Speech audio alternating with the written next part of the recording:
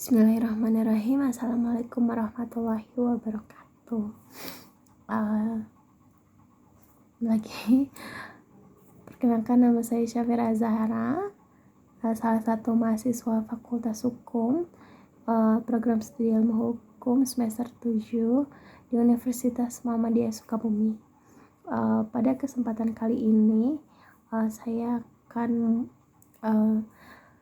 membahas mengenai peran pemerintah dalam menjaga hubungan baik dengan negara lain dalam rangka atau dengan tujuan untuk pemenuhan tugas ujian akhir semester mata kuliah hukum diplomatik dan konsuler. Pada kesempatan saat ini izinkan saya untuk membahas mengenai peran pemerintah dalam menjaga hubungan baik dengan negara-negara lain. Topik ini menurut saya sangat relevan dalam mata kuliah hukum diplomatik dan konsuler yang diampu oleh Ibu Rizka Ginalita Dwi Putri, SHMH, karena hubungan internasional tidak dapat dipisahkan dari peran aktif pemerintah dalam membangun kerjasama dan menjaga perdamaian dunia. Tentunya hubungan baik antar negara juga merupakan fondasi penting bagi stabilitas global dan kesejahteraan nasional menurut saya. Oleh karena itu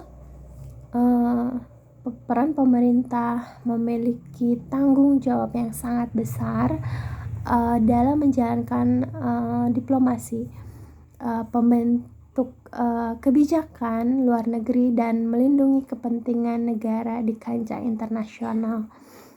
Dalam presentasi saat ini atau dalam paparan video saat ini, saya akan membagi pembahasan menjadi beberapa poin. Mungkin 3 poin utama, yaitu mengenai yang pertama peran pemerintah dalam diplomasi dan kebijakan luar negeri, yang kedua mengenai implementasi hukum diplomatik dan konsuler, dan yang terakhir adalah contoh peran nyata dalam menjaga hubungan baik dengan negara lain. Mungkin untuk mengefisienkan waktu, mari kita mulai saja pembahasan mengenai hal-hal yang saya sebutkan sebelumnya. Dari yang pertama, saya akan membahas mengenai peran pemerintah dalam diplomasi dan kebijakan luar negeri. Mungkin berawal dari apa sih peran pemerintah dalam diplomasi dan kebijakan luar negeri, dan seefektif apa peran pemerintah dalam hal tersebut. Peran pemerintah memiliki peran yang sentral dalam merumuskan dan menjelaskan kebijakan luar negeri. Kebijakan luar negeri adalah arah dan strategi yang ditetapkan oleh suatu negara untuk mencapai kepentingan nasional dalam hubungan internasional tentunya.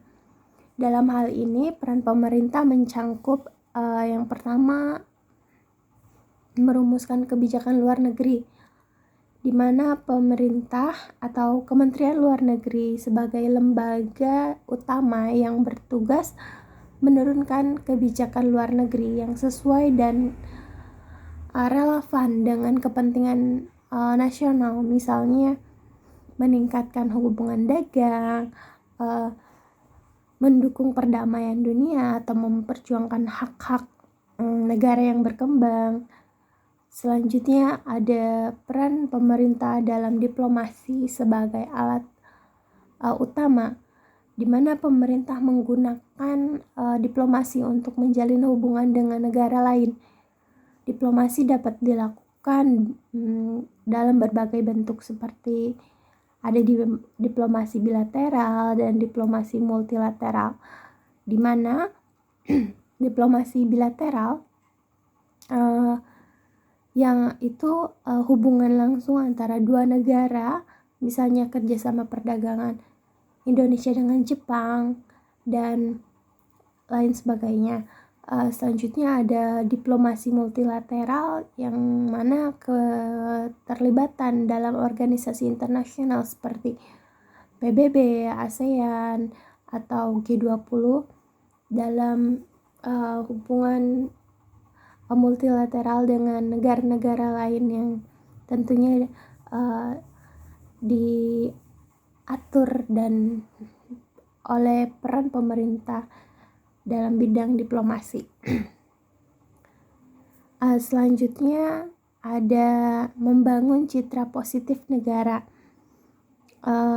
Pemerintah juga bertugas mempromosikan citra positif negara di dunia internasional melalui budaya, pariwisata, atau kerjasama akademik, misalnya adanya program beasiswa seperti Dharma Siswa yang diberikan kepada pelajar asing untuk belajar di Indonesia. Selanjutnya ada implementasi.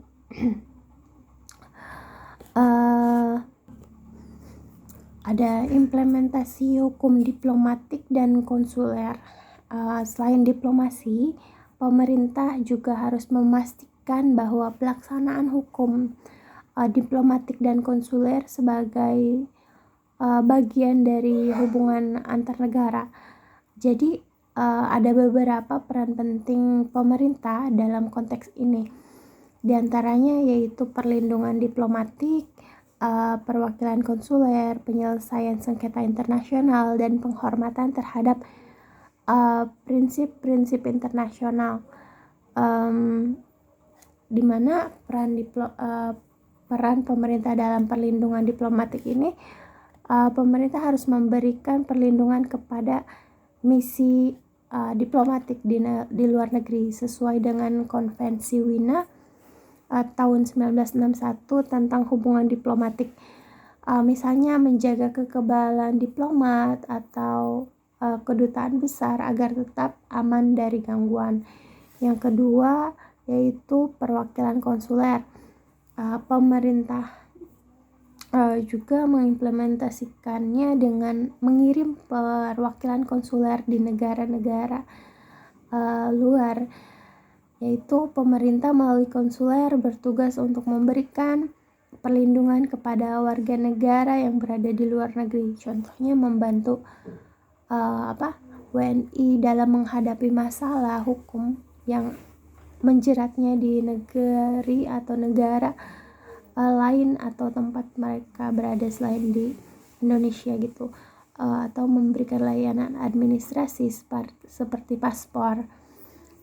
Selanjutnya ada peran pemerintah dalam penyelesaian sengketa internasional, di mana jika terjadi konflik internasional antar negara, pemerintah harus menggunakan mekanisme hukum internasional untuk menyelesaikannya. Contohnya menggunakan Mahkamah Internasional atau ICJ atau International Court for Justice atau arbitrase internasional sebagai jalur penyelesaian sengketa internasional tersebut. Selanjutnya ada penghormatan terhadap prinsip-prinsip internasional, di mana pemerintah wajib pemerintah wajib mematuhi prinsip-prinsip yang diatur dalam hukum internasional seperti non-intervensi, kedaulatan negara, dan perdamaian dunia. Hal ini penting untuk menjaga kepercayaan antar negara. Contoh nyata dalam peran pemerintah dalam menjaga hubungan baik dengan negara lain adalah salah satu topik yang akan saya bahas, yaitu ada beberapa contoh nyata atau konkret bagaimana pemerintah Indonesia menjaga hubungan baik dengan negara lain. Yang pertama, kerjasama regional seperti dalam kerjasama di ASEAN. Indonesia sebagai salah satu pendiri ASEAN dan terus berperan aktif dalam memajukan kerjasama regional baik dalam bidang ekonomi, politik maupun budaya. Misalnya Indonesia menjadi tuan rumah KTT ASEAN untuk membahas isu-isu strategis seperti keamanan kawasan dan ekonomi digital. Selanjutnya, peran nyata dalam diplomasi kemanusiaan. Pemerintah Indonesia juga seringkali terlibat dalam diplomasi kemanusiaan, seperti mengirimkan bantuan dan menjadi relawan untuk korban bencana alam di negara lain, atau mendukung perjuangan kemerdekaan Palestina contohnya. Hal tersebut juga menjadi petunjuk atau menunjukkan komitmen Indonesia dalam mendukung solidaritas global. Selanjutnya ada kerjasama ekonomi internasional melalui perjanjian perdagangan bebas seperti Indonesia-European Union Comprehensive Economic Partnership Agreement atau IEU SIPA. Pemerintah mendorong hubungan dagang yang saling menguntungkan. Selanjutnya ada penguatan hubungan budaya, di mana diplomasi budaya juga menjadi alat penting untuk membangun hubungan baik. Misalnya, pemerintah mempromosikan seni dan budaya Indonesia melalui festival budaya di negeri atau program pertukaran pelajar dengan negara lain.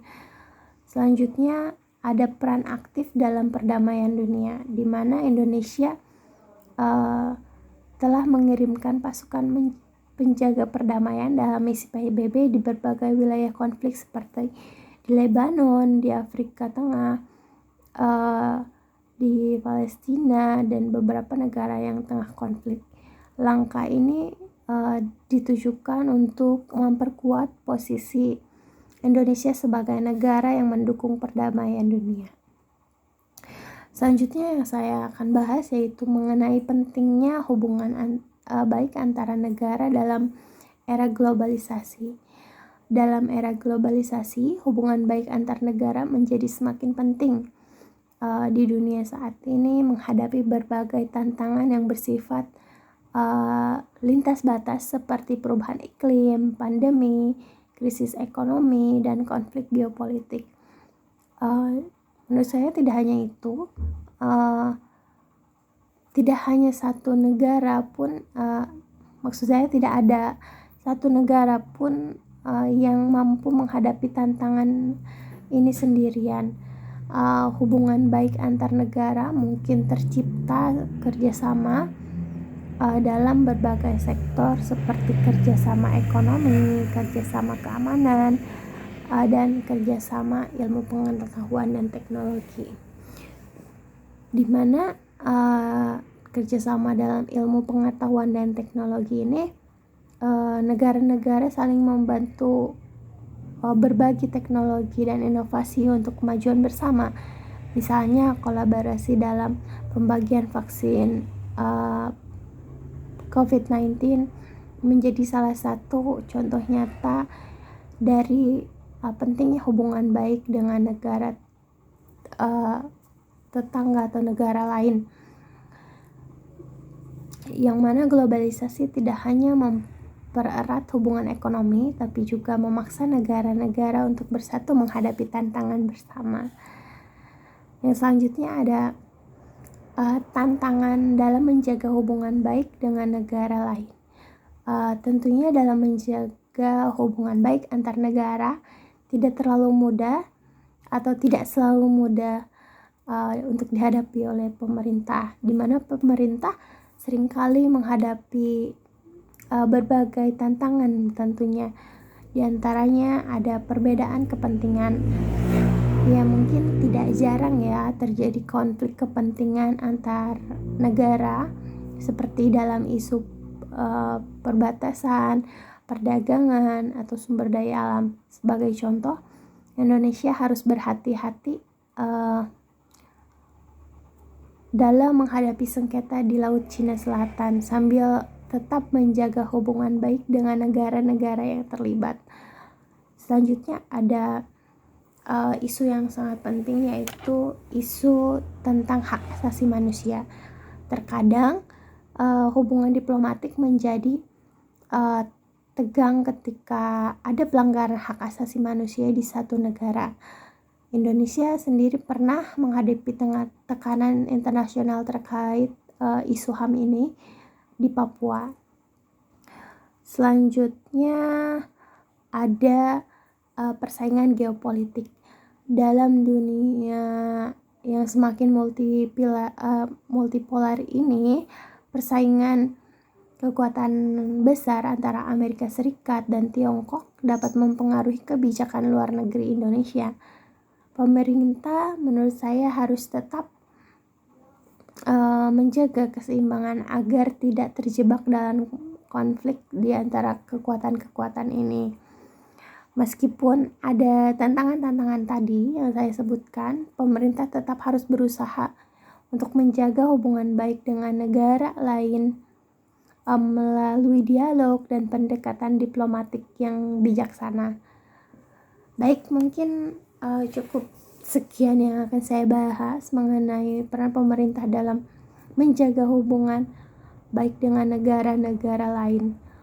Sebagai penutup, saya ingin menegaskan bahwa peran pemerintah dalam menjaga hubungan baik dengan negara lain sangatlah penting. Diplomasi kebijakan luar negeri dan implementasi hukum diplomatik dan konsuler adalah alat utama yang digunakan untuk mencapai kepentingan nasional sekaligus stabilitas perdamaian dunia. Selanjutnya, sebagai mahasiswa hukum diplomatik dan konsuler, tentunya kita memiliki tanggung jawab untuk memahami bagaimana peran pemerintah ini dijalankan agar kelak kita dapat berkontribusi dalam memperkuat posisi Indonesia di kancah internasional.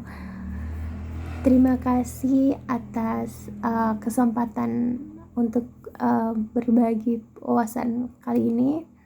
Mungkin cukup sekian yang dapat saya sampaikan, kurang dan lebihnya saya haturkan maaf. Billahi fisabilil haq fasabiqul khairat. Wassalamualaikum warahmatullahi wabarakatuh.